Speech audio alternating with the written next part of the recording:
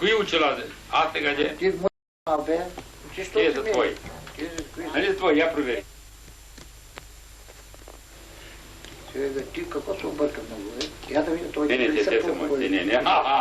Не, те моите са тук кръгли, твоите са четвъртите. Я да и тук, я да и да ни се направи. Не, те са моите. Моите са по-хубави. Що си ги взел тук? Вие да искам тук. Добре. А тия са... А и тесни са мои. Как? И тези са ги вземали. Пребрал всичките очила, бе. Тези са английски. Или кодлачи старци. Тези са английски, на нито не са тия. Кой, професора? Да, дед пише все по шпионите. Шпионите. И как ги е запазил? Но много е интересно да изучавате всичко за... Защо бе, момиченца, аз и ви казвам, не ви съветвам, не се насочите към някоя тема Димитров. Още веднъж Димитров. Ако искате, как ви го казал Дея Димитров? Ако искате да бъдете силни, говорете с боговете. Намерете тема богове, тема Бог. Герой Бог, т.е. Сега е Коларов малко. Сега повече. Аз би взел на ваше место Коларов. Аз сега Коларов. говоря повече с дяволите. Да. Защото не виждам богове. Бяха богове силни могъщи.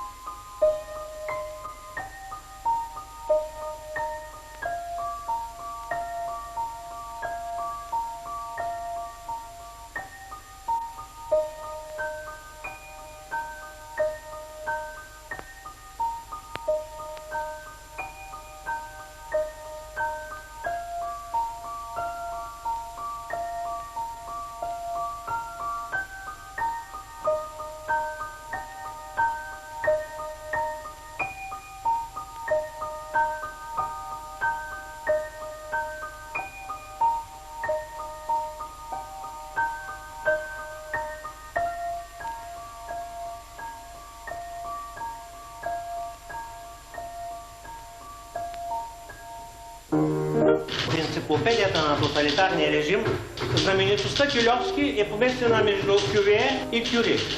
Този позор, ако един човек уважава себе си, не би го допуснал да му поставят името между такива световни знаменитости. Името на Кюльовски аз узнах на младини, като човек, който поръчителства с името си на отговорен редактор на известната синя книга, ето е, процеса срещу Трайчо Костов и неговата група. И аз там наричам тази книга средновековен фалшификат. Методий Георгиев твърдили категорично, че това е избрана част от процеса срещу Трайчо Костов и неговата група, както е озаглавена книгата. Възражението или по-скоро становището на тъжителя е, че всъщност той няма никакво участие в състава. Няма никакво участие като редактор в коментара на това, което е поместено тук, защото това са чисто съдебни протоколи. Аз не го обвинявам, че е съставител. Аз само съобщавам, че той е съставител на средновековния фалшификат синя клима.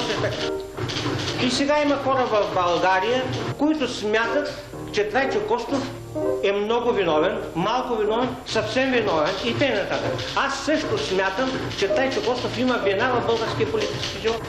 Вие сте извършили маса крупни предателства. Пътя няма на това. Признавате да се ви занимава? Не се признавате. Не се признавате. А ние, значи, в такъв случай ще го разрешим. Ще го докажем, че не сте провокатор. Ние ще ви дадем външни ставки с хора, които ще ви докажат, че не сте провокатор. записаните оперативни работници от отделение Е при Държавна сигурност се задължаваме и като предани членове на БКП да запазим в пълна тайна служебната задача, която ни се дава по проследяването на Трайчо Костов. Няма да пожалим нито сили, нито време, но ще изпълним задачата и да не го изпуснем от очи и да установяваме неговите връзки, без той да подозре и в най-малка степен, че я наблюдавам. Тази си задача няма да споделяме с никого другиго, освен с другаря Ганев, с заместник министър Христозов или с другаря министър. Задача доктора. Рапорт. На 10-ти този месец наблюдението продължи от 23 часа пред дома на обекта. През цялата нощ същия не напуска дома си. В 7:20 часа обекта излезе облечен в тъмен костюм, с шапка и с жълтата си чанта, като с отмерена крачка тръгна по булевард Евлоги Георгиев. Продължи по булевард Христо Смирненски, подмина площада на крайната спирка на трамвай номер 2 и продължи от лявата страна. В 7:45 влезе във Френския колеж. Напусна колежа в 12:15. От близката будка си взе вестник. Прибра се в дома си силно изпотен и със силно бледо лице в 12:40. След обеда обектът не напусна дома си. Наблюдението продължава. Оперативни работници номера 535, 711, 240, 971. Първо Трайчо Костов е известно, че беше секретар на ЦК на партията до арестуването му 1942 година. Но другите дадаха смъртни присъди и ги изпълниха. На Трайчо Костов, въпреки категоричното твърдение и на Антон Иванов, на другите, че Трайчо Костов е, полицията е знаела това, на него не му дадаха смъртна присъда. През нелегалния период този въпрос е стоял и стоеше много остро, много сериозно. Как така?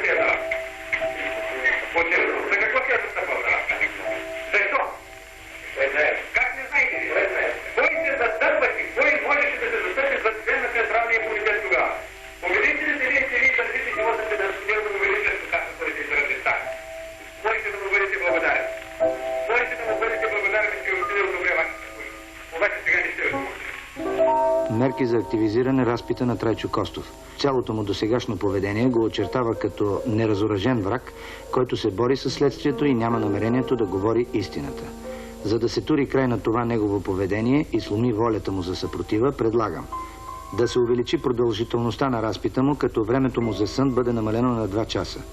Нощем от 19 до 6 часа след полунощ да му се води най-активен разпит.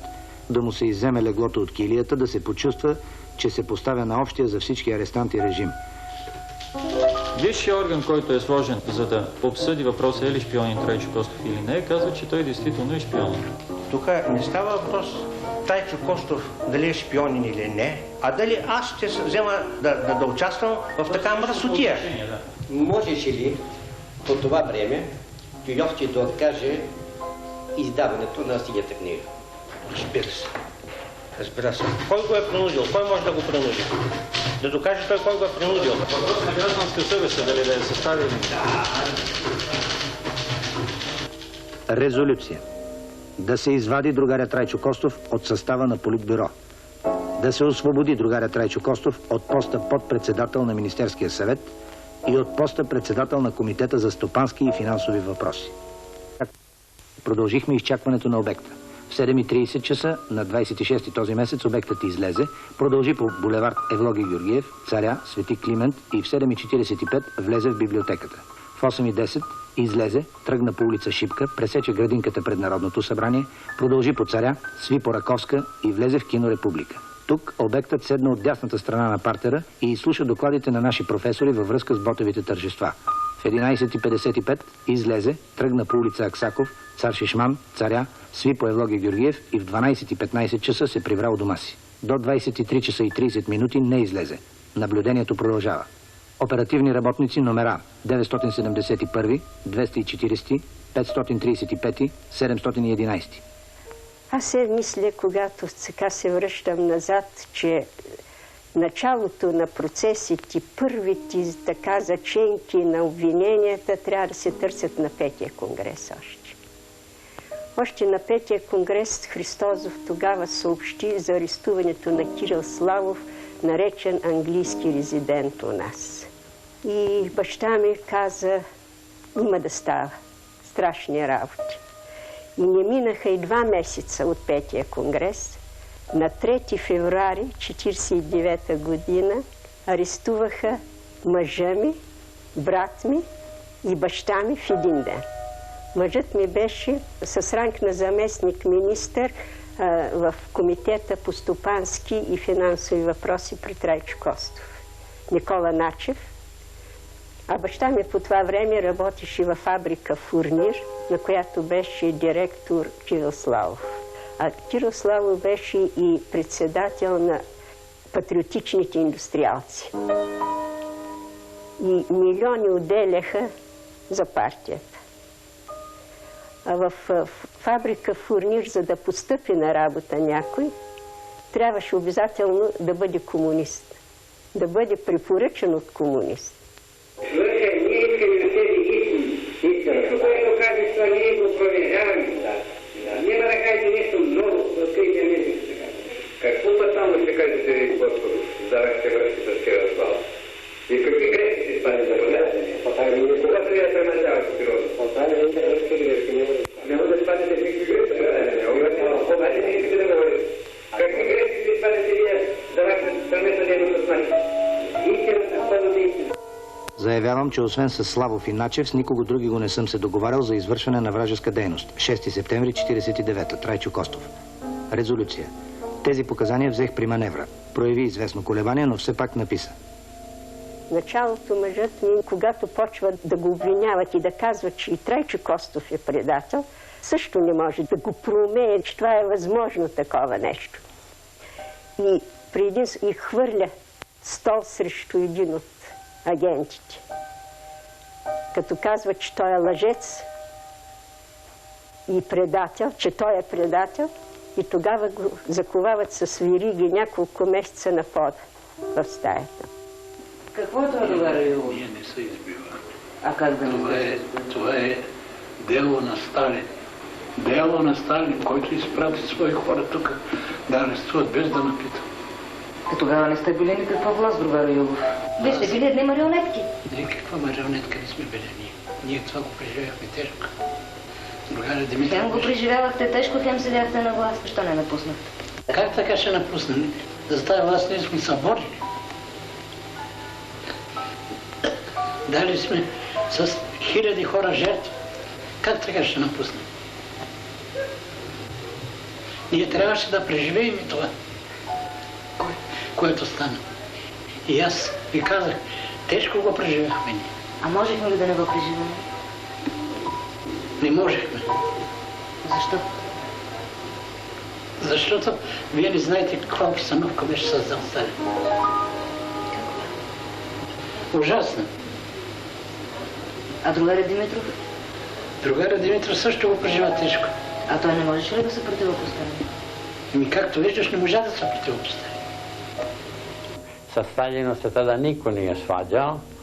Dimitrov je onaj heroj iz Leipziga, potpuno se držao povučeno, zbunjeno, da ne kažem uplašeno. Uplašen nije, ali se držao potpuno kao mlađi, kao đak pred profesorom. I u našoj delegaciji Kardelj je bio također malo zbunjen, pa mi svi ostali smo malo govorili, znate. Sem uglavnom je govorio Stalin, to je bio monolog, a mi smo napravili po neku primjedbu i najviše govorili su, ako su govorili su Dimitrov i Stalin, ali ni oni nisu mnogo govorili. Имахте на халкото да бъдете не само Лешков, вие лъгахте така Полюбюро, вие лъгахте така другаря Сталин и сами признахте, че сте го лъгали. Вие сте старборите. Това, че вие продължавате с всичкото си на халкото отгоре до това, твърдите,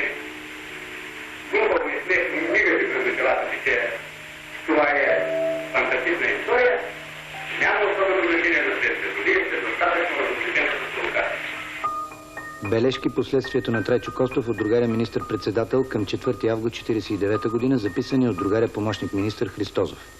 По въпроса за отношението му към Съветския съюз. Той не разкрива целите и причините за вражеската му линия към Съветския съюз. Неговите прояви в това отношение започват точ в точ, както от Тито, въпреки че случая му е известен. Следователно, не са случайни. Ясно е, че е отивал съзнателно към разрив със Съветския съюз. Кой го е направлявал? Отношението му към другаря Димитров. Няма съмнение, че целта му е била не само да го оклевети, но и да ускори смъртта му. Това той трябва да признае. В Букурещ през юни 1948 година отидоха всичките членове на Информбюро, партиите, които влизат в Информбюро, да съдят Тито за неговото отношение към Съветския съюз. Тук подробности няма. Забележете обаче, че доклада на българската делегация, която се ръководи от Трайчо Костов, е насочена не главно срещу Тито, а главно срещу слабостите на Димитров. Много важен момент. Той е доклад от 17 страници. Димитров един ден отива в ЦК да чете проекта. Каза ви го май одеве. Като Трайчо Чуков каза, аз ще излиза с доклад. И Димитров се връща. Аз не зная в този момент още той. И Димитров пухти солата. Кюльовски вмъкни на съответно място. Той е пасаж. За да избегне разцеплението, тъй като Трайчо иска да излезе с доклад, той прави един компромис тогава. И го вмъква в този доклад. Който ни хареса на Сталин.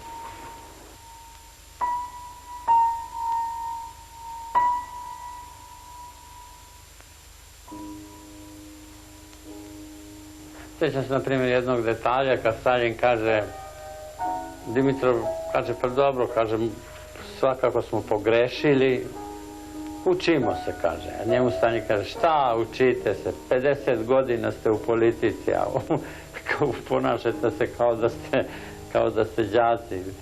Valjda ste nešto dosad naučili, sad se učite. Тютюн. Кога стана ти провокатор? Кога стана ти провокатор? Провокатор. Представата на Америка.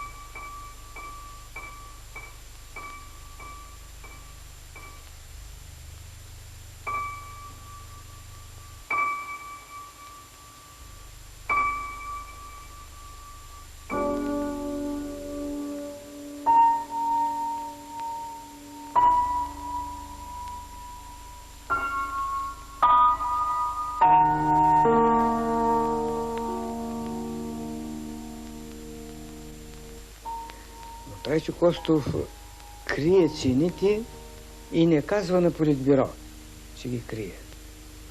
А Трайчо Костов знае, че ние нямаме никакви тайни към Съветския съюз. Ако Трайчо Костов се премята от една позиция на друга, ако той не желая да се освободи от антиболшевишката ръжда, която носи в себе си, очевидно ще бъдем безпощадни. Пленумът, държейки сметка за изказаните мнения почти на всички партийни събрания и имайки предвид предложенията на Софийският градски и Пловдивският градски и околийски комитети, на основание член 58 от партийният устав реши: Трайчо Костов се изважда от състава на ЦК на БКП и се изключва от редовете на партията. Пленумът натоварва Политбюро да направи постъпки за отнемане на неговия депутатски мандат. План за арест на обекта доктора. В операцията участват Велю Чанков, Бачи Зеев, Апостол Зафиров, Стефан Митев. Резолюция. Изпълнено на 20 юни по втория вариант. Рапорт от Ганчо Танев, другаро началник. Днес на 20 юни в 17:30 часа в 5-то районно управление дойде секретарката на партийната организация при Народната библиотека и ни съобщи, че сутринта, когато Трайчо Костов е отивал на работа, внезапно до него пред библиотеката е спряла лека кола, от която са излезли двама младежи, вкарали са го в колата, след което колата е заминала по посока на центъра на града. Една от работничките при библиотеката е говорила при секретарката на партийната организация, че при вкарването на Трайчо Костов в колата му била поставена на лицето някаква маска. След обед същият Трайчо Костов не се е явил на работа. Резолюция. Да се установи името на работничката, която е говорила за маската върху лицето на Трайчо Костов. Не живеем едно на друго, Трайчо. И до такава степен аз на Трайчо му казах, подложи на критика своите грешки. Ние сме и живели заедно в една квартира, а след това под един етаж. Станах от къщи да отида пред последния пленум, това не съм го писал никъде, да отида пред него в къщи.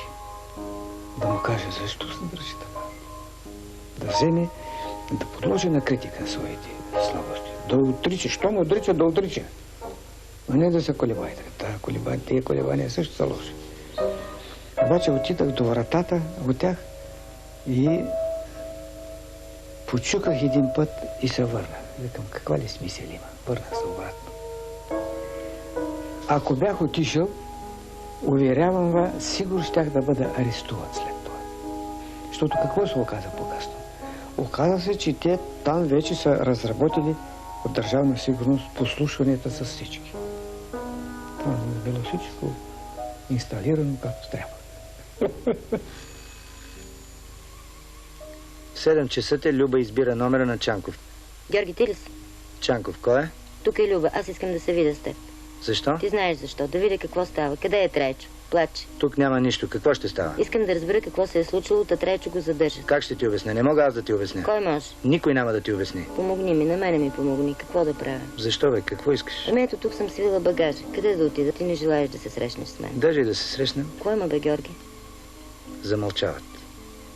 Ало, ти си партиен член. Партиен член, ама аз съм болна. Ама не може така, остави тези работи. Люба плаче и охка. Ало, не дей да охкаш. И ти да си на мое място и ти ще охкаш. Знаят хората какво държане да имат. Не са чужди, не са фашисти. Довиждане, плаче. 6 август 49 година, доктора. Рапорт. Днес, 6 август, започнахме наблюдението на обекта в 22 часа в следствената стая. В 23 часа другаря следовател излезна. В 23 часа и 45 минути отново се върна и ние излезнахме. В 24 часа и 30 отново излиза и ние влизаме в стаята. В 1 часа отведахме обекта до клозета и го върнахме обратно. След малко обекта седна на дъските и започна да си пипа краката. Казахме му да става и той веднага стана. След това му казахме, че не може да сяда на дъските, стола и да се разхожда, а само на едно място трябва да стои. А той отговори, че така няма да може да издържи и ще се търкаля по дъските. Ние му казахме, че изкуствено ще му дадем сила и му посочихме халката в средата на стаята. Той каза, връзвате ли ги за тази халка и как, седнали ли? Отговорихме, че това ще видим като стане нужда, но не е само халката, а има още много начини, които ще го накарат да проговори и като така говори, докато е време, защото после ще стане късно. След това му казахме, че до 9 септември 1944 много хора са идвали тук и малко са говорили. Но от 1945 насам нямаме случай някой да сме пуснали без да каже всичко и с вас така ще бъде.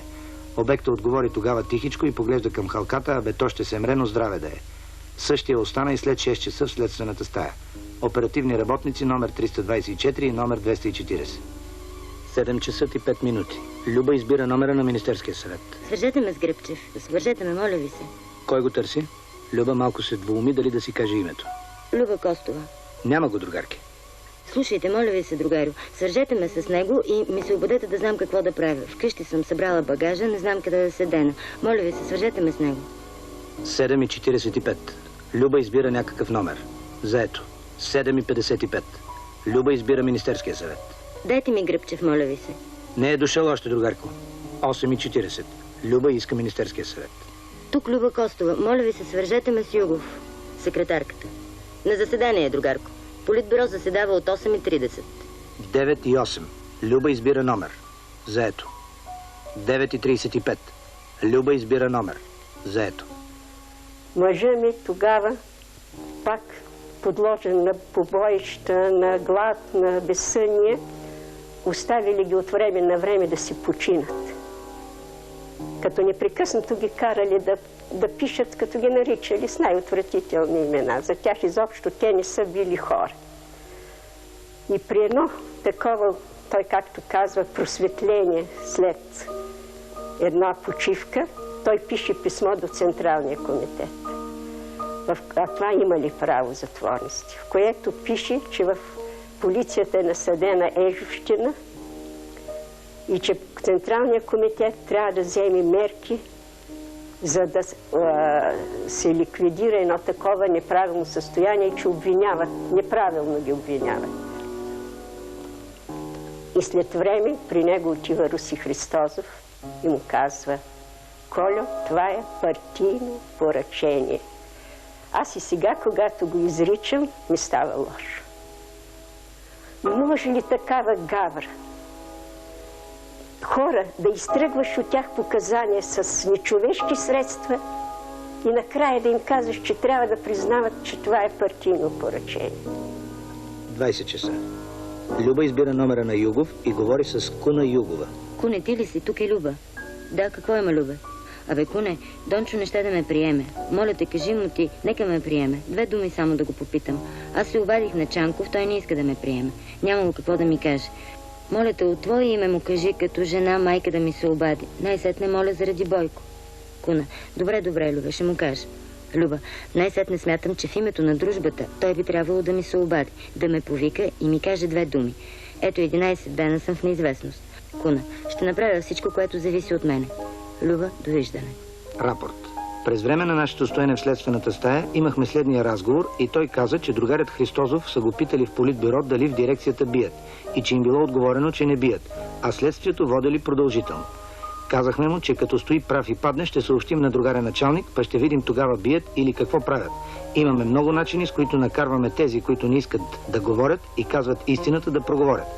Обектът отговори, че нямало да яде и пие и в продължение на 10-15 дни щял да умре.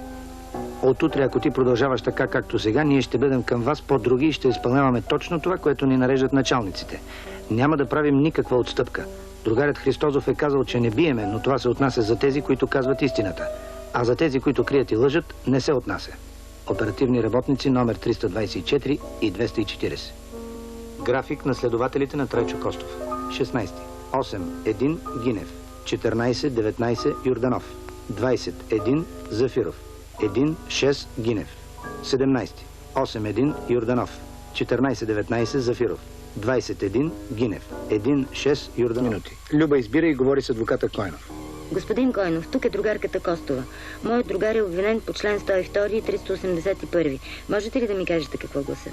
381 е за повреждане на обществен имот. Строг тъмничен затвор до 15 години. 102 пак за саботаж. До 15 години при тежък случай до животен затвор или смърт. Значи строг тъмничен затвор или смърт. Наредихме се, Койнов. Сега това е политическо, нали?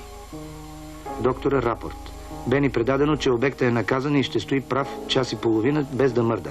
След излизането на следователя му казахме: вчера поспа повече и пак започна да упорстваш. А той отговори: не е въпрос до спането, а до работата. Карат ме да кажа работи, които никога не съм вършил. Аз му отговорих, че за всичко има факти, а той каза: за работи, които не са ставали, факти не може да има. Пък най-после нека ме изправят пред съда. Щом съм виновен, аз целият живот съм го прекарал в борби. Не съм спал на пухени легла, готов съм да умра. След 30 минути ни попита започна ли жътвата в Софийско, отговорихме, нима го интересува това. Той каза като всеки българин, освен ако е държавна тайна. Оперативни работници номер 971 и номер 245. Заповядайте да вършите. Теню Стоянов. Така, какъв сте по образование, с какво сте се занимавал? Журналист? Аз се занимавам повече от 60 години с журналистика, публицистика, литературна и театрална критика. Към момента, в който беше издадена синята книга 49-та година, какво работихте вие? Аз бях изпълняваш длъжността директор на печата, при дирекция на печата, която беше състава на Министерството на външните работи, с министър на външните работи Владимир Поптон, който беше член на Политбюро и отговорник по изданията във връзка с тази синя книга. Какво работеше Илия Кюльовски? Илия Кюльовски си беше съветник в кабинета на Вълко Червенков, а преди това беше личен съветник на Георги Димитров. Писмото на секретарята на ЦК е изпратено до Рубен Леви и аз го получих лично от секретарята на ЦК. Веднага след съвършване на процеса, дирекцията на печата, като орган на Министерството на външните работи, така, тя да издаде протоколите на съда на руски, английски, френски, а след това устно ни нареди Рубен Аврамов да ги издадем на сърбо-харватски, на тънка хартия, тъй като трябва да се внесе в Югославия, но не по легален начин. Процесът е отразен в синята книга в пълен обем, тъй като имаше поточна линия, утвърдена от самия състав на съда, начало с Борис Лозанов. Всеки 10 минути носят стенограмите, дешифрират се, дават се за преглед по време на почивки и други. Главно ги гледаше Райчев, член на съда. След това отиват при Христо Боев като представител на Държавна сигурност на следствените власти. Готовият текст отива при Поп-Томов и Поп-Томов вече, според мои неокончателни сведения, аз зная, че той ги съгласуваше с Васил Коларов и Червенков, които имаха подслушвателна апаратура в Министерския съвет, който е сегашната галерия, близко до военния клуб. Телен магнитофон, система Уебстър, Чикаго. На тази тел са записани разпитите на Трайчо Костов.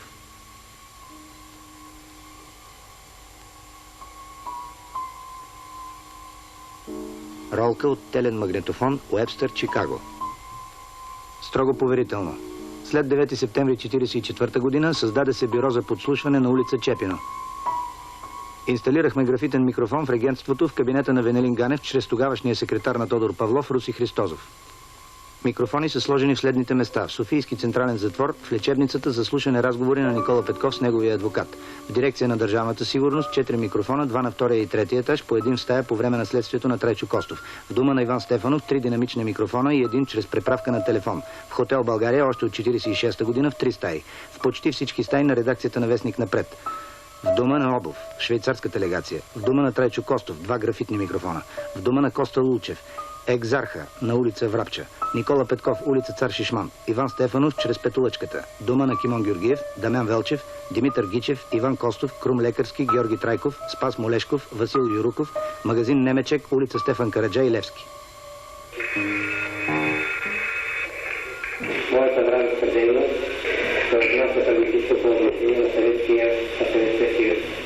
Там аз запуснах редица деяния, които съм изновявал от сега като свои показания и които до сега съм характеризирал като грешки и отпущения от моя страна, за които очевидно трябва да бъдат характеризирани като престъпления, плотни на съзнателен национализъм, водещи към охлаждане отношения, към разделяне отношения между нашата страна и Европейския съюз и в края на краища можете да доведат до отстъпване на България от Съветския съюз. Обвинителният акт получих го предварително, преди да почне съда. Не от главния прокурор Димитър Георгиев, както е написано тук, а го получих от Вълко Червенков в неговата вила, тя беше в Чапгорие. Той ме извика, каза: ти си сега в дирекция на печата, ето ти е доста голям обем. Публиканяк, аз казах: сега Червенков, съгласно нашата практика, ние бехме на специализация в Съветския съюз, ние вече, щом ни се дава, трябва да проверим всички имена, дати и факти. Той каза: кой ти дава този акт? Викам: ти. Не, аз казах: Болит Пиротик ме дава. А за тези факсимилията, за новите самопризнания на Трайчо Костов и неговата молба да бъде отменено смъртното наказание, аз тези документи ги получих готови в Централния комитет в присъствието на Червенков, Георги Чанков, Рубен Леви беше и съветския посланник Бодров. Аз не получих оригиналите на ръкописа, а копия. А много по-късно, значи, генерал Вранчев, който беше шеф на военното разузнаване, ме подсказа: възможно е това да е направено от опитен телеграф. Заключение на тройната графическа експертиза по почерка. молбите до Президиума на Великото народно събрание са изпълнени от Трайчо Костов. Но възможно. Доказателство за това няма. Възможно да направим от опитен калиграф. Сега, връщаме се към статията, която стана предмет на това дело. В тази статия се твърди, че Илия Кюлевски в съредакторство с Теньо Стоянов е съставител на средновековния фалшификат Синя книга за процеса срещу Трайчо Костов и неговата група. За фалшификат и дума не може става. Аз това е една грешка на моя колега Методи Георгиев. Фалшифициране, обвинителният акт и воденето на самия процес. Нали? Той е монтиран. А книгата е документ как е воден съдебното дирение. Все едно сега аз да издам протоколите от вашия съд и да кажа, че това е фалшификация ваша. Не е важно. Аз ще давам вашите протоколи и ще се подпиша, че съм отговорен редактор.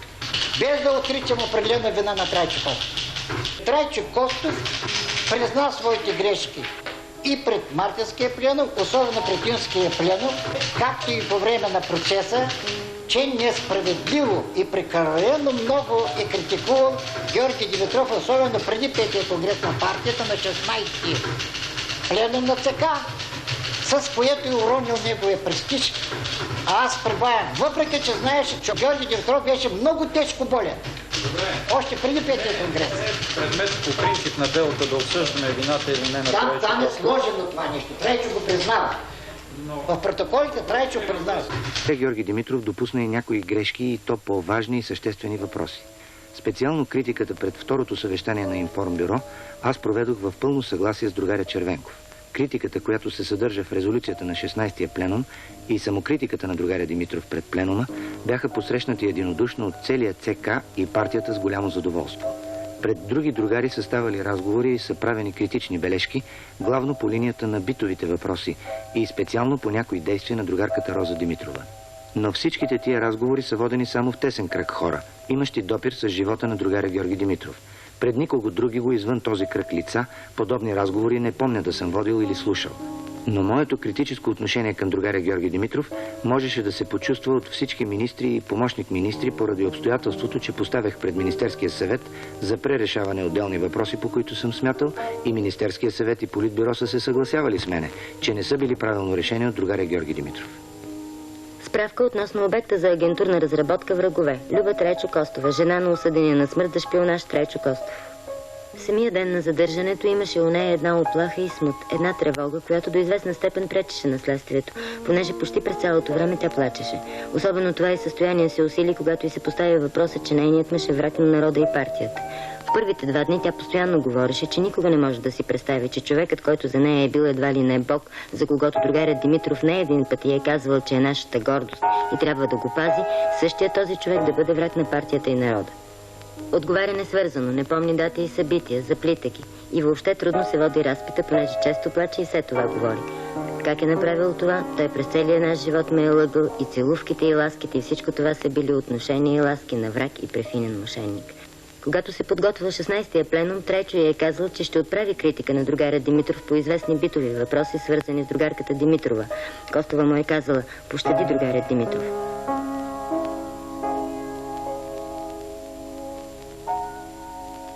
Доктора, рапорт. На 10 юли 1949 година в 13 часа поехме наблюдението на обекта в килията, където беше седнал на леглото с лице към прозореца и слушаше свирещото наблизко радио, което предаваше погребението на другаря Георги Димитров. До него на стола стоеше яденето му, понеже отказал да яде. Слушайки радиото, той си поставяше ръката на ухото, за да чува по-добре, и от време на време въздишаше тежко, давайки вид, че е много уморен. В 13:45 отведохме същия на разпит, в 19 часа го върнахме обратно в килията да вечеря. С влизането той седна на кревата с лице към прозореца, като дори не погледна яденето, което му бе донесено. Попитахме го няма ли да се храни. Отговори ни: така не ми се яде, защото съм много преуморен, след което същият продължи да седи дремейки. Втората част, Трайчо Костов е участвал в заговор за сваляне на правителството с титовци и за убийството на Димитров. Според мен това е монтирано, скроено, съчинено и фалшифицирано. В тази връзка, макар че сте вземали едно твърде сериозно служебно положение, не ви ли хрумна, че се творите с много тежка политическа отговорност, макар и казвате, че чисто техническа работа сте извършили? Тя не е чисто техническа. Това е и политическа работа. От това решение аз съм получил нареждане на секретарията на ЦК. Аз съм член на партията. Аз съм утвърден от секретарията на ЦК, като изпълняваш длъжността директор на печата. Аз съм под ръководството на член на политбюро и министър на външните работи. Мога ли да кажа, че аз върша някаква неполитическа работа? Към онзи момент за вас беше недопустимо да откажете, след като има решение на ЦК, да издадете материалите, въпреки че сте имали съмнение. Какви съмнения? Съмнения, че не ми дадаха да проверят датите, имената и фактите. Как да им се съмня? Но мога ли да възразя? След като казват, това е документ, нямаш право нищо да пипаш. До ЦК на БКП. Агитационно-пропаганден отдел. Сектор печат. Другари. Тук приложен ви изпращам за сведения текст на шифрована телеграма до нашите аташета по печата в чужбина във връзка с процеса срещу Трайчо Костов. Съветник при дирекция на печата Теньо Стоянов. Поверително. Текст на шифрованата телеграма. Нарежда се до аташетата по печата да се приготвят веднага с наличните материали за предстоящия процес срещу шпионската агентура начело с Трайчо Костов. Автентичният текст на обвинителния акт ще бъде телеграфиран. През аташетата да проведат предварителна подготовка и организация за свикването на пресконференция, на която да бъде предаден и разяснен текста на обвинителния акт и да се отговори на поставените въпроси. Желателно е да се избегне присъствието на най-враждебната преса и представители, които биха присъствали не толкова с желание да разберат, а да провокират. Куртизанка има ли тук? Вие куртизанин намерихте? Има куртизанка. Ма вие само куртизанин намерихте. Той ви нарича куртизанин на режима, не куртизанка. И куртизанка на Тодор Живков. Значи ясно, че има недоразумение. Моля ви се. Срещу думата куртизанка в речника на чуждите думи в български език, отново на страница 396, съдът констатира, че е вложен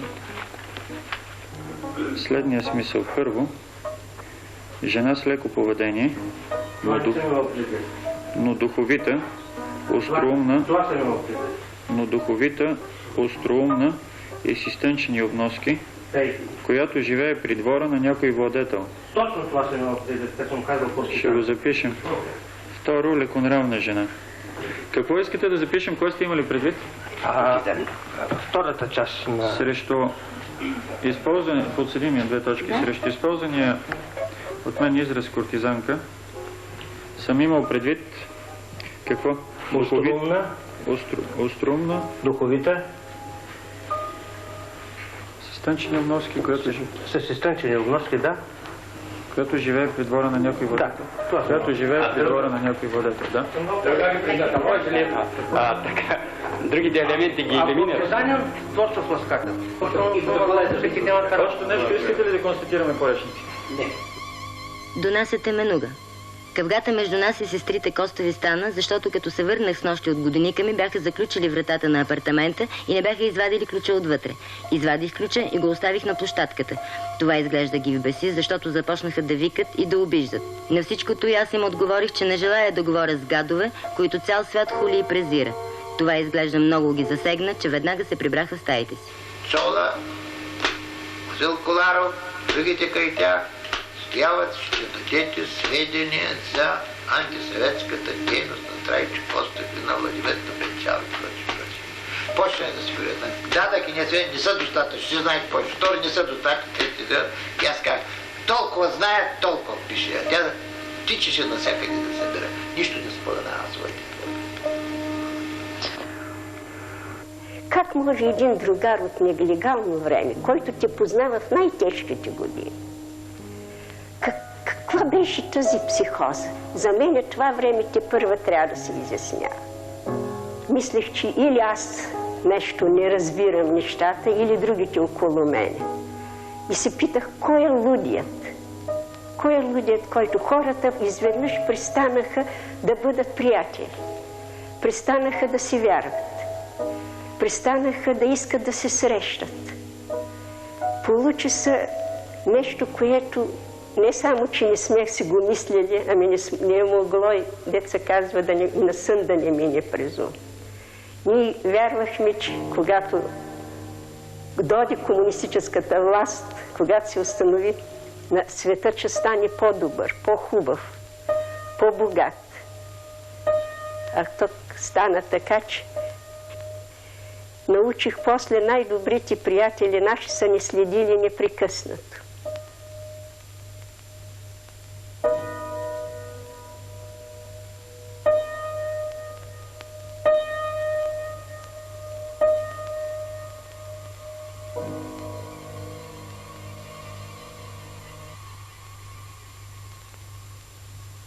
Оперативно дело Християнчето. Въпрос. Кои и за какво са идвали разни лица на булевард Македония 40? Тази къща най-напред ни я посочи Никола Павлов, който живееше в съседното апартаментче. Тази квартира ангажирахме заедно с Чанков. Едната спалня за него и сина им, другата за нас с Трайчо. Най-често идваше на гости Христозов, защото нямаше собствена квартира и оставаше да спи у нас при Чанков.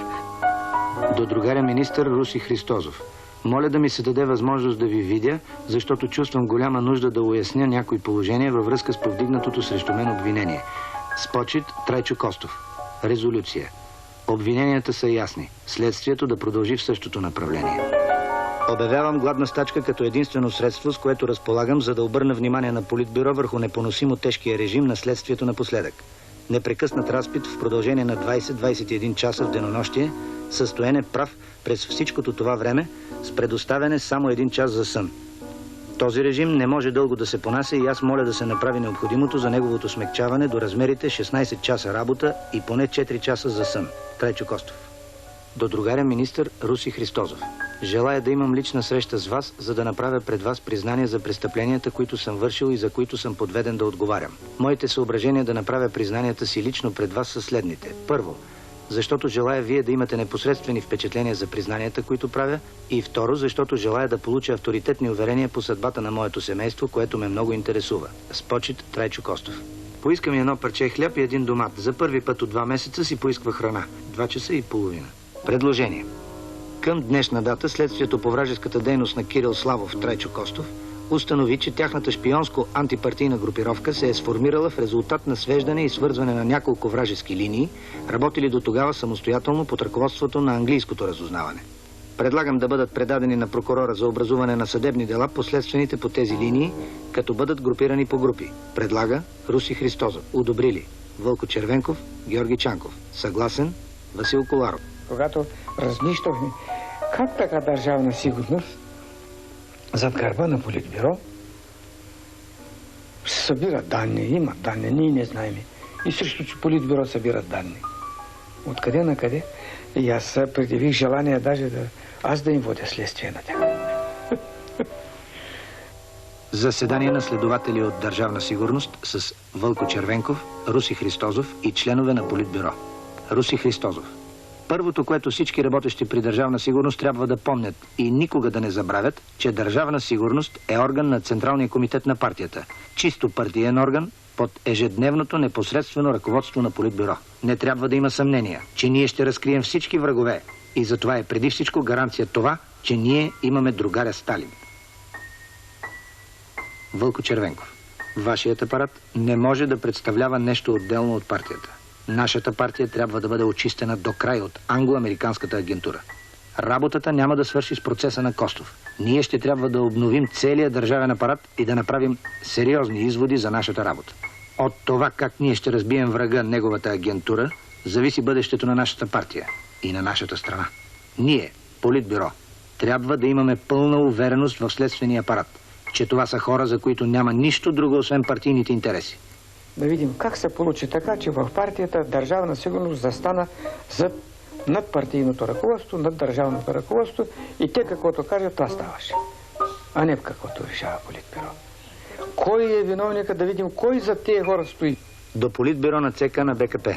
Предложение за награждаване на проявилите се служители, взели участие при разкриването, подготовката и провеждането на процеса около Трайчо Костов.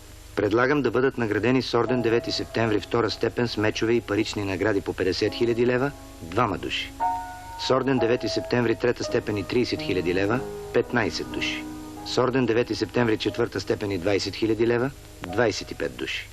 Разговор на комисията от ЦК с Бачи Зеев 1956. Димитър Димов. Другарю Зеев, ти си осъден сега. Зеев. Да, 10 години затвор. Димов. Това е комисия при ЦК на БКП. Ние искаме по тези процеси да установим самата истина.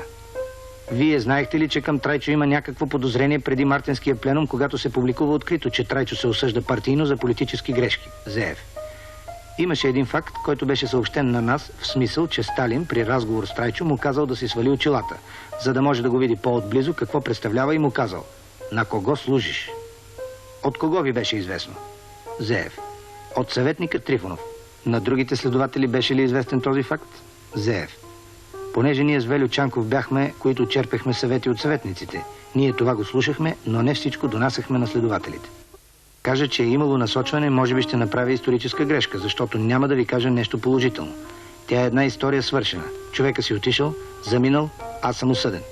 Може пак да ме съдят. Това няма значение, когато се касае за истината в партията.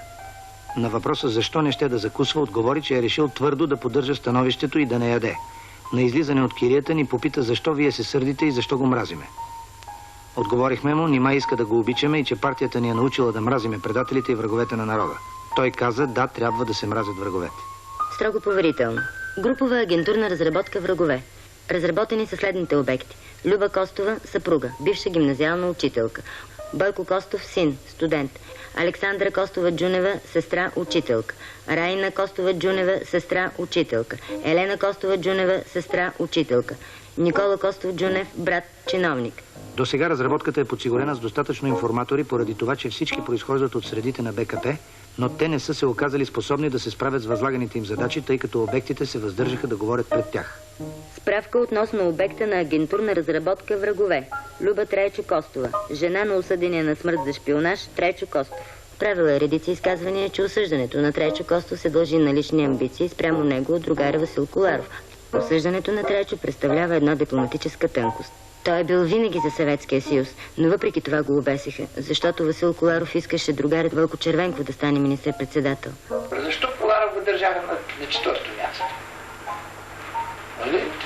Димитров, Трайчо Костов, Червенко, Чанков и тогава. Защо? След като идва Коларов да му питах, кой ти нареди, той така, като се едноса да право на ти, кой ти нареди на това място да ме сложи? Вика, питай Политбюро. Не, ще ми кажеш лично кой ти нареди. И аз му казвам, един път има един ред, един път на трето място, един път на четвърто, един на пето.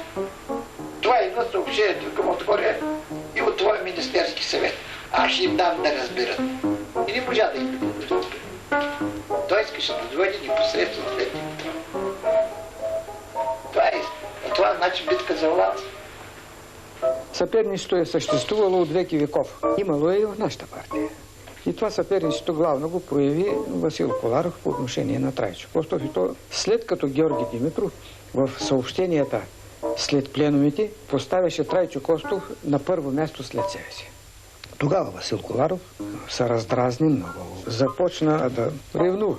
Когато излезе първото съобщение, че след Георги Димитров стои Трайчо Костов, бай Васил беше тогава в Париж, като се върна, дойде при мен в ЦК, повика му направо в кабинета си и каза, кой е наредил той да бъде трети, да бъде след Трайчо Костов. Аз му казах на другари Коларов, че това е работа на Георги Димитров, той прави комуникетата, те не се обсъждат в Политбюро, това са едни съобщения. Твърди раздразнен, другария Коларов вика, защо го направите, по какви причини, какво има, що има. Доста разговаряхме по този въпрос. И така се изнервихме и двамата. И аз накрая му казах, ами вероятно така е трябвало да се стане, защото в края на краища всяка жаба трябва да се знае дьоба.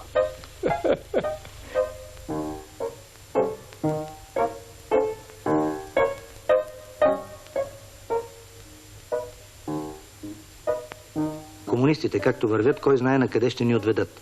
Обесиха най-умният човек Трайчо Костов и Люба ми е казвала, че ако е искал Трайчо, щял да ги избеси всички, защото като подпредседател имал всичката власт в ръцете си, обаче се осланял на думите на Сталин, който му казал, че след Георги Димитров щял да бъде той министър-председател и че той бил по-прав, обаче трябва да убеди ЦК в правдивото му становище. Затова той се съгласил да не предприема нищо. Агент Тронски.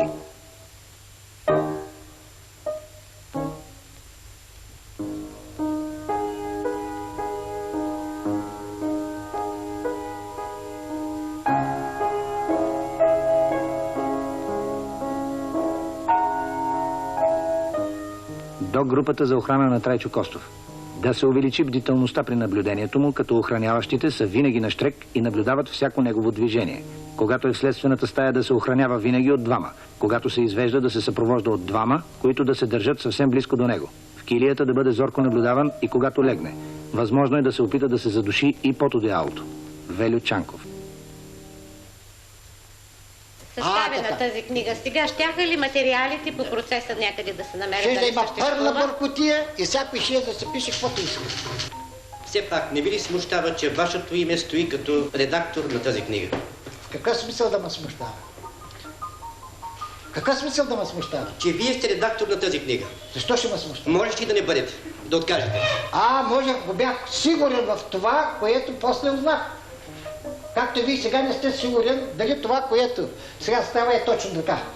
Аз нося в своята съвест известно огрезение, че морална вина, след като съм узнал след процеса редица неща, години наред, благодарение на жестоката цензура, не съм ги направил със своя саможертва, да се жертвам достояние. Аз съм ги направил достояние на нашето партийно ръководство, което е казал.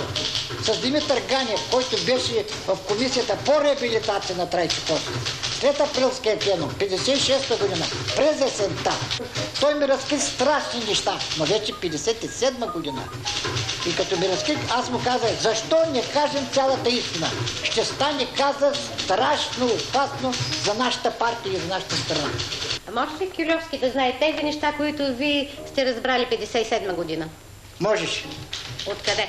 Той те каже, като член на кабинета на Червенков, той е имал много повече възможност да провери неща, които са свързани с процеса.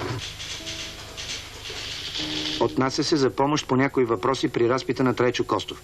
Съгласно даденото ни нареждане, всички показания, които Костов дава в процеса на следствието, независимо от тяхната ценност, с оглед установяване истината по неговата вражеска дейност, се изпращат в препис на другаря Червенков, Югов и Дамянов.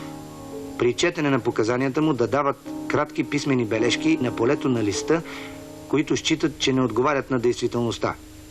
Да дават на следствието някои въпроси, по които считат, че трябва да бъде разпитан подследствения. Помощник министър Руси Христозов. Утвърдили Червенков, Югов, Дамянов. Въпрос. Говорил ли си и пред кого извън членовете на Политбюро за отрицателни качества на другаря Вълко Червенков? Не помня да съм говорил за отрицателни качества на другаря Вълко Червенков с другите, освен пред другаря Никола Павлов. Допущаш ли, че може да си говорил? Щом казвам не помня, значи допущам, че не може да съм говорил, а може и да не е ставало нужда да се говори. Твърдиш ли положително, че не си говорил? Положително твърдя, че не помня дали съм говорил или не съм говорил. Ти сам не каза ли при друг разпит, че си считал какво, че другаря Димитров умишлено те отстранил от пряка партийна работа, за да се отвори нещо за другаря Червенков? Казах. Но не виждам защо от това трябва да следва въпрос за отрицателните качества на Червенков. Каква тенденция виждаш в поставянето на въпроса за това, дали си говорил за отрицателните качества на другаря Червенков? Тенденцията да се покаже на Червенков, видиш ли какви работи е говорил за тебе Трайчо Костов? Процесът се гледа в военния клуб, сега където е Централния дом на Народната армия. Съдът беше на сцената, ние с Боев и другите негови сътрудници, Боев беше шеф на Държавна сигурност, ние бехме зад завесата, всичко чувахме, когато искахме, излизахме, виждахме, връщахме се и така се каза, имахме непосредствени впечатления, сме не само свидетели, а сме и участници. Трайчо е чак наляво, този Иван Стефанов, мисля, между двамата милиционери, академика Иван Стефанов, професор Иван Стефанов, главният свидетел след Трайчо Костов, който го обвинява. Ето го Илия Игнатов наляво. До него да, вляво, да. Коджеков. Илия Игнатов, Коджеков. Райков. Мисля, че това е Райков. Иван Райков. Да. Лозанов. И другия трябва да види, си го видим. И накрая Бай Стоян Попов. Това е Начев. Това е Никола Начев. На кабинета на Трайчо Костов. Никола Начев. Агронома. Ето го Трайчо Костов. Да. С това. Начев. Начев е много важен свидетел. Той го накисна страшно. Колко папки. Къде са тия папки сега? Унищожиха ги. Сигурно стоят. Този е адвокат, не? Не е ли това адвоката в Цар? Голям театрал беше, много ни помагаше. Ето сега тия са сценографите, нали? Не мога да ги позная. Те са нашите хора, бе. Твоите хора ли? Да, те са нашите хора. Сега да ги видим сега. Не ги виждам. Сега тия преоблечените милиционери. Това е Борис Христов, а? Наведната глава. Да. Не са снели Борис Христов, като даваше показания, плачеше с истински сълзи. Единствен той плака, за да аз тогава вляза да го гледам и се чуди. Това е Любен Дюкмежиев. Любен Дюкмежиев. Адвокат. Дюкмежиев беше по-страшен от обвинител. Това е Тутев. То с кой? Комаря ли е, бе? Това е Комаря, бе. Не мога да той си провокаторите за при него. Виж, Трайчо какъв спокоен вид има. Никакви следи от инквизиция. Нямаше Трайчо. Ти ми каза да дойде охранен там. Да, ето го виж как, връстен всичко, елегантен. Нямам нужда каза от почивка, аз съм се готов. Извади ние лищата. Тънки, дълги, написани за стенограма. Не, ние питаме. Защо тогава царят е проявил тази особена грижа към вас, а не е проявил никаква грижа към останалите ваши другари, които, както казахте вие, са били не повече активни от вас? Трайчо Костов. Аз ви казах вече за едното лично ходатайство. Искам да спомена също така и за друга една възможност. Друг секретар на царя по онова време, председателят. Не. Сега ние няма да обследваме цялата епоха, но за дадени обстоятелства само питаме. Трайчо Костов. Именно. Но аз моля да ми разрешите да кажа. Председателят. Не можем да ви разрешим за всичко, което вие знаете. Вие знаете толкова много неща. Аз ви моля все пак. Това обстоятелство считам за много важно. Председателят. Не. И молба да отправяте. Щом не е нужно за процеса, именно за процеса е нужно. Защо се е получило именно такова нареждане от царя? Аз това искам да обясня. Председателят. Обяснете. Трайчо Костов. Това е съществено. Обяснете. Значи, секретар на царя по това време беше моят съученик Славчо Тодоров Балан, с когото бяхме приятели в гимназията. Аз предполагам, че може нещо и той да е направил. Председателят. Само заради приятелството? Заради приятелството, да. То още в началото. Почивка дадена, но му четат показанията, които е дал пред следствените власти, които се признава напълно за виновен. При съда вече се отказа. Да се обърка. Чуеше какво да прави, му дава почивка, за да си помисли. Той казва, нямам нужда от почивка, аз съм готов. И с своите лищчета, стенограми, искат да се продължи, обаче съда даде почивка и след тим му чете самопризнанията. Това го няма, това е съкратено в протоколите. Съкрати го по-потомно. Кое е съкратено? Именно даването на почивка и че... Има го в протокола на капитана. Точно не е така, както се беше. Сега... При съдебния процес на Трайчо Костов, когато Трайчо Костов отрече показанията си пред съда, наредено бе веднага да бъде върнат в килията, което сторих. Тоест, охраната, съпроводена от мен, го отведе в стаята му. Веднага при него отиде съветския ръководител Чернов, а аз останах в другата стая, където бе другарят министър Христозов, доколкото си спомням и помощник министърът Иван Райков. След известно време дойде в стаята другаря Чернов и заяви да го отведем отново в залата, като нареди на съда да го разпита отново. За втори път Трайчо Костов отрече показанията си. Наредено бе отново да го отведем в стаята му, като при него видях, че влезнаха другаря Чернов и Велю Чанков. Тогава се реши заседанието да продължи с четене на показанията му. Настоящето написах саморъчно и за истинността му се подписвам. Бачи Зеев. Звъня на Робер Авраам, му казвам, Трайчо Костов не се признава. Не може да бъде министър. Признах, сега какво ще правим? Сега казвам, ще видим какво ще правим. Какво правим? Ми дадаха почивка. След почивката какво ще правим? И ти какво ми ще излязат чуждите кореспонденти и ще нашумят, а ние ще мълчим. Има, значи, Рубен е звънял на Червенко и Коларов и те ме звънят, защо си дигнал тая паника или какво ще правя. Викам, какво? Аз викам, мисля, трябва веднага да излезе следния свидетел и процесът да се продължи така, както трябва. Отидаха, питаха съветниките свидетели. Питаха и Боев ми каза, Кирил, утре каза, ще излезе Иван Стефанов и ще почне разобличаване на Трайчо Костов. Ама до тогава? До тогава? Ами до тогава? Ще видим, ще мълчим. И на другия ден излезе Иван Стефанов и пълни самопризнание и пълно накисване на Трайчо Костов. Така беше. Всички други, ние очаквахме, че ще има от подсъдимите, от свидетелите да говорят в полза на Трайчо Костов. Такъв човек не се яви до края на процеса. Ето го, Борис Христов. Да. Виж го, колко е категоричен. Да. Видяхте ли колко е измъчен тук Борис? Просто е съсипан от бой. Има ли снимка, като го дърпат? Можахме да видим Велчо Чанков, къде се крие тук някъде. Тие, които са с по-интелигентни физиономии, те са преоблечени. Ето този, дето стои.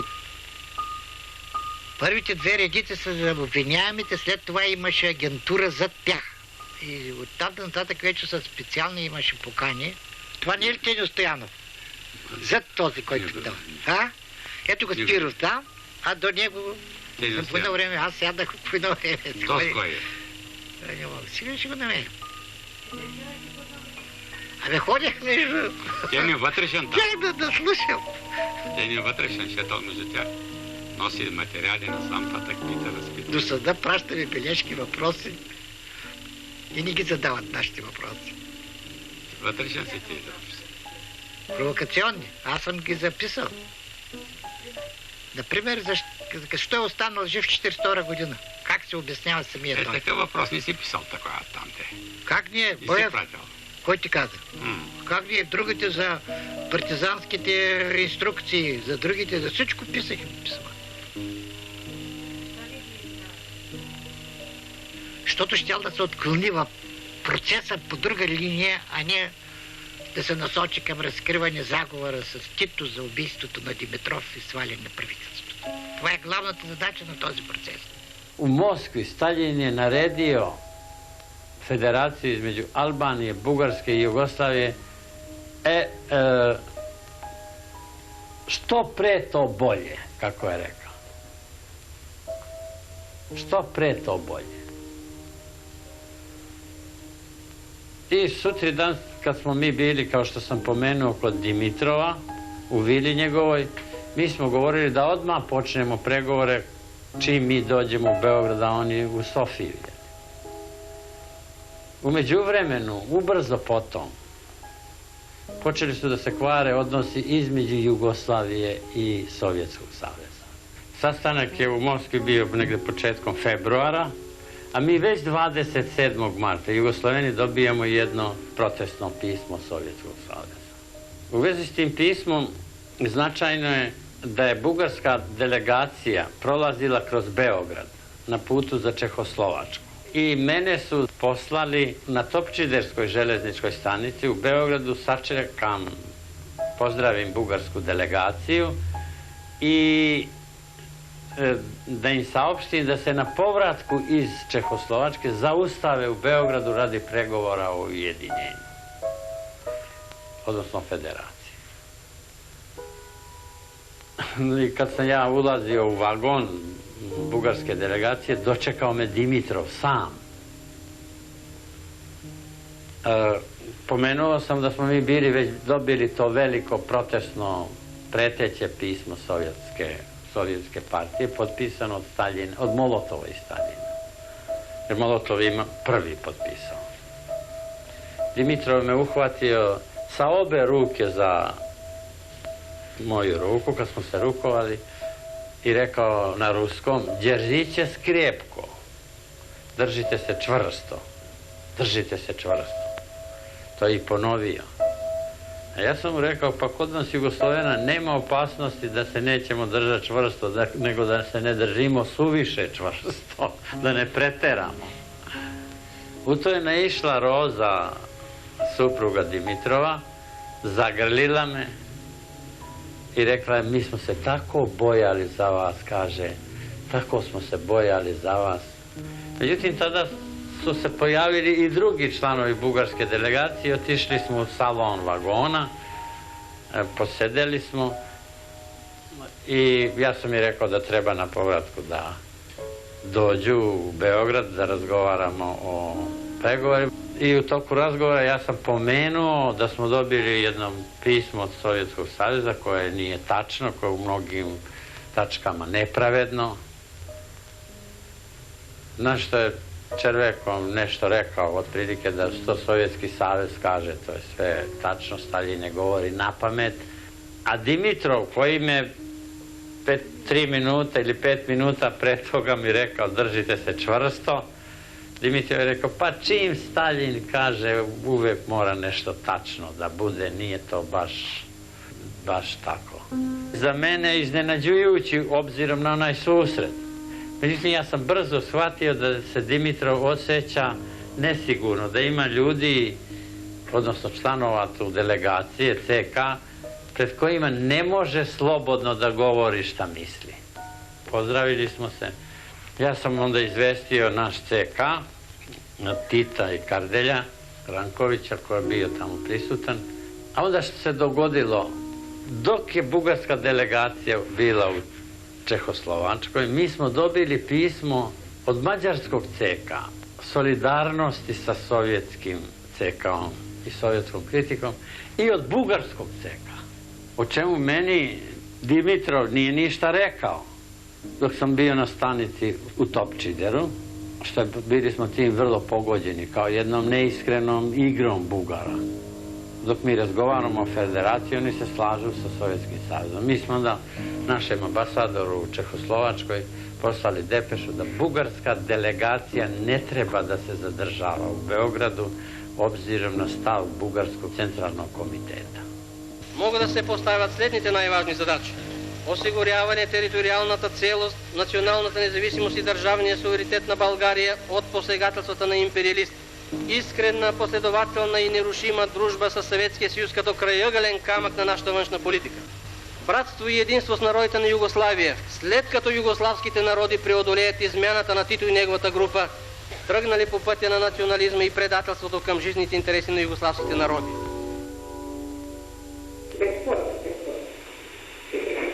Организирана, съзнателна, преднамерена, правителна и много добре разбира. Тя прави съгласна.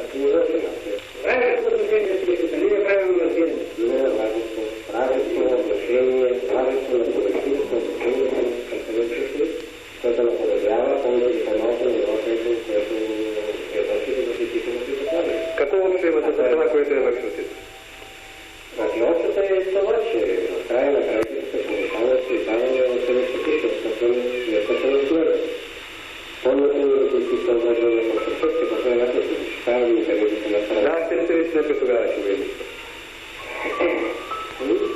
Да,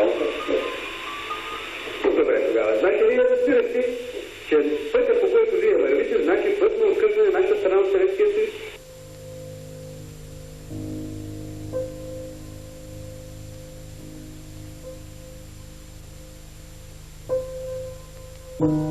Зеев. Сега искам да ви кажа как се получи югославската линия. Получи се чисто английска линия последствието на Кирил Славов. Нито дума нямаше за югославците. При това положение идва нова група от Съветския съюз, начело с Чернов. Колко време след ареста дойдоха тези Чернов и другите? Зеев. Трайчо беше арестуван, но следствие нямаше. Първото следствие беше на Чернов и Петров. Те започнаха следствието. Славов беше ли умрял? Да. Идва групата на Чернов, Петров, Гришин и две машинописки. Идва тази група, преглежда веднага материалите и веднага казва: следствието е неверно, никаква английска линия няма, това е чисто югославска линия. Събираме се сутринта в кабинета на Христозов, всички следователи. Чернов казва, че това следствие е водено неправилно, линията е чисто югославска, че имаме основна грешка и линията се сменя. Козовски. Тоест, отпадат всички обвинения срещу Славов. Зеев. Той си е английски шпионин, но линията била югославска. Минчев. То е пак същото, защото югославците ги считаха за английски агенти. Зеев. На следващия ден започна следствието, започнаха го Чернов и Петров. Аврамова. На кого? Зеев. На Трайчо. Какво е правено, не мога да кажа. Ходят вечерно време без наши следователи. Един ден целият ЦК са го вкарали вътре. Почти всички членове на ЦК са ги изкарали в конспиративна връзка. Часът е 2 след полунощ. Безкрайно съм уморен от непрекъснатия разпит. За това не мога да отговарям. Трайчо Костов. Пред партията аз мислех, че има хора, които честно мислят и честно искат да открият кои са шпиони, кои не са. Но изглежда, че те са се позовавали само на директивите. И много пъти сега, когато си мисля, кое накара толкова хора, толкова партийци, толкова хора, които са не глупави, умни хора, когато тези хора почваха да казват, че вярват на всичко това. И че вярваха, някои искрено вярват. И смятам, че това е едно наследство от нелегалния период. Ние през нелегалния период сляпо вярвахме на всеки, който ни кажеха, че е другар. Ние сме крили непознати хора вкъщи. Доведе го някой наш близък приятел, другар, и този човек живее в къщи и седи в къщи, и аз му вярвам, че той е другар. А свободното време после, и ние бяхме свикнали сляпо да вярваме. Не се запитвахме. Разбираш, ние не се запитваме. Аз смятам, че то е едно възпитание такова до фанатизъм стигащо. И сега смятам, че фанатизма е нещо много страшно, когато се насажда. А у нас беше насаден този фанатизъм, сляп фанатизъм.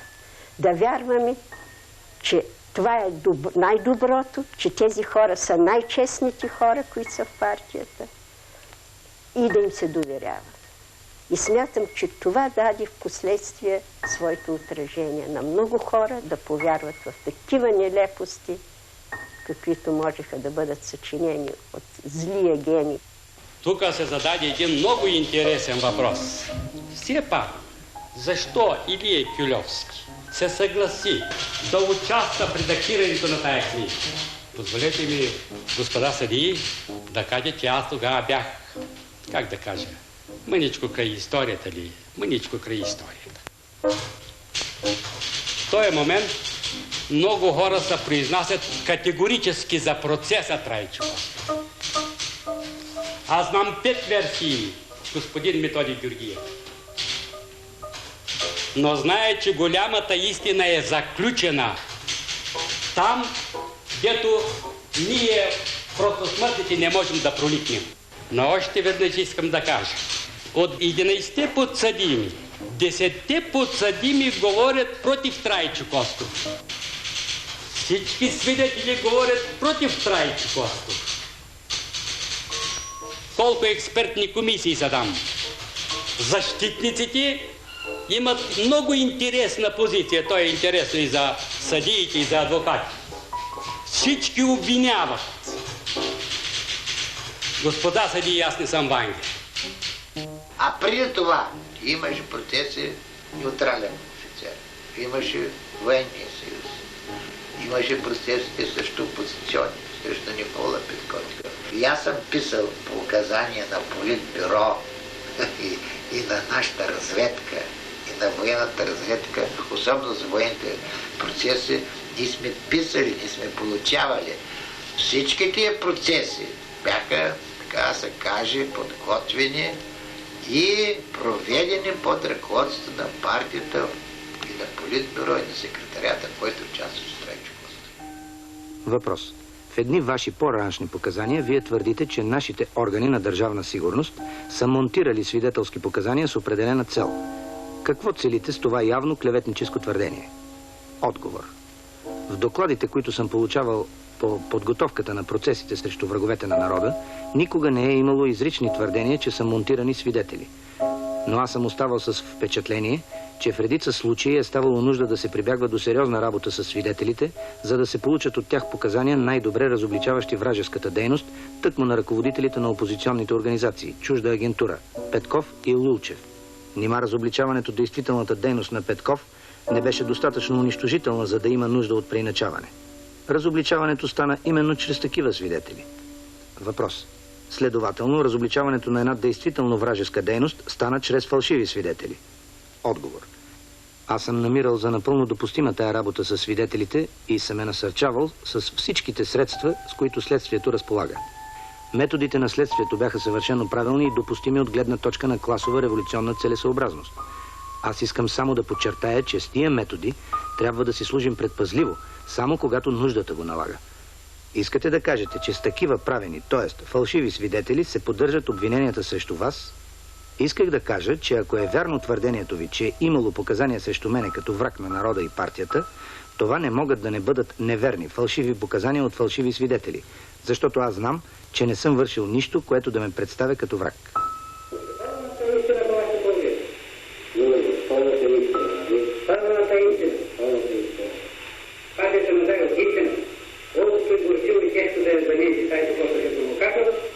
Не така леко тя се посрещна и не така леко ще ръководите, но тя е заинтересована до край пълната истина да знае. Така е истина. Истина да. свободната истина. Това е отношение към патето. Не го правите, защото всичко е против това, което казвате.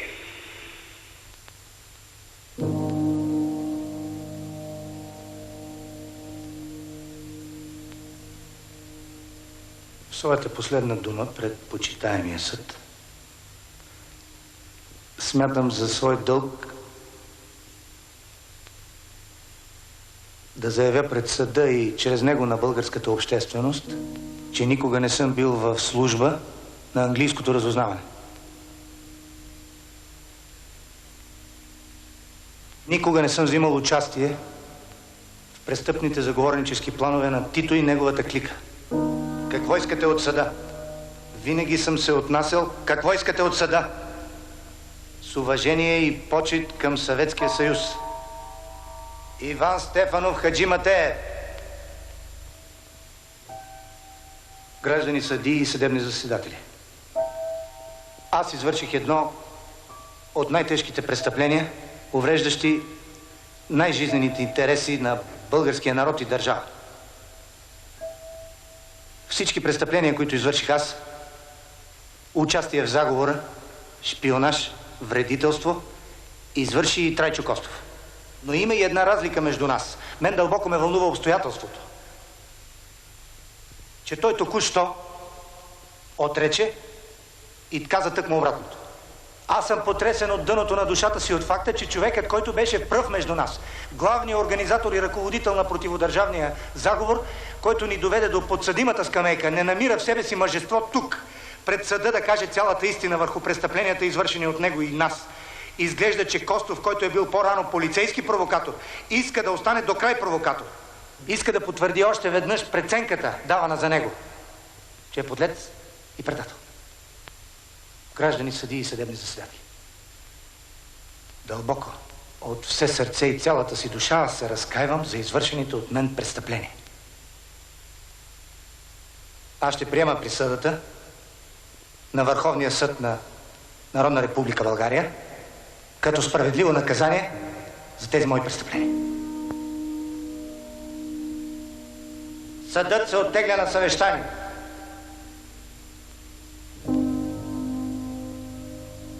След осъждането на Трайчо се постави въпроса да направи една молба за помилване. Къде беше това? Зеев, в дирекцията на Държавна сигурност. Поговорихме, че има деца, жена, хубаво е да направи молба за помилване. Той се съгласи да напише, но в обща посока. Не взех тази молба. Отивам при Чернов, при него имаше един по-голям началник от Съветския съюз. Отивам и му казвам, така и така стои въпроса във връзка с поръчката. Готов е да даде. Чернов казва, да пише, признавам, че показанията от месец октомври 1949 година са верни. Въпрос. Той съгласи ли се? Не. Той каза, че не може да пише, че тези показания са верни, защото не били верни. Димов. Кой взема тази декларация? Зеев. Аз лично. Това беше първата среща, която имах с него след осъждането му на смърт. Аз му казвам, че ще остане жив. Ще се оправи положението и го питам, ще може ли да даде. Той казва, че може да даде. Но в известна насока. Да помоли за милост. Президиумът на Великото народно събрание реши: не уважава молбата на Трайчо Костов Джунев по заменяване на наложеното му наказание смърт по наказателно дело от общ характер 1891 от 1949 година на Върховния съд на Народна република България. Рапорт. Отговорен другар от дирекция Държавна сигурност казал, че при изпълнение смъртната присъда на Трайчо Костов, на което той присъствал, при последната дума Трайчо казал: отидете и кажете на Политбюро, че аз съм невинен. 26 декември 1949 година. Резолюция. Да се установи лицето. А казаха ли ви, като го бесеха, кой вися на краката му? Не. И аз няма да ви кажа.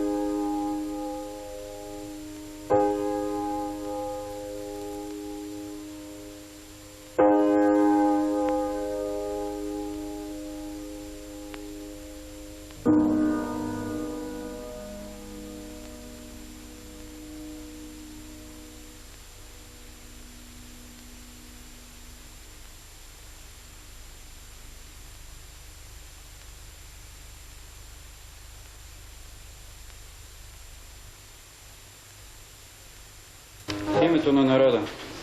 Първи районен съд, 5 състав, в съдебно заседание на днешната дата, като разгледа наказателно-частен характер дело 153 по описа за 1990 година, присъди. Признава подсъдимия Методи Георгиев Петров за невиновен в това, че на 18 януари 1990 година в София в брой 3 на вестник Литературен фронт е разгласил позорно обстоятелство за Илия Кюльовски, като го е нарекал съставител на средновековен фалшификат, и клеветата е разпространена чрез печатно произведение. Признава подсъдимия Методи Георгиев Петров със снета самоличност за невиновен в това, че на същата дата в същия брой на вестник Литературен фронт е нарекал Илия Кюльовски кортизанин на режима, кортизанка на Тодор Живков, а също юрод, нечестивец, използвач и лицемер, които изрази са унизителни за честта и достоинството на Кюльовски, и обидата е разпространена чрез печатно произведение. Осъжда Илия Павлов Кюльовски от София, улица Шипка, номер 21, да заплати на Методи Георгиев Петров направените по делото разноски в размер на 88 лева. Присъдата подлежи на обжалване в 14-дневен срок от днес пред Софийски градски съд. Това е по това дело. Довиждане на всички. Удивително, господин Сия. В законния срок ще прочетете мотивите, Кюльовски.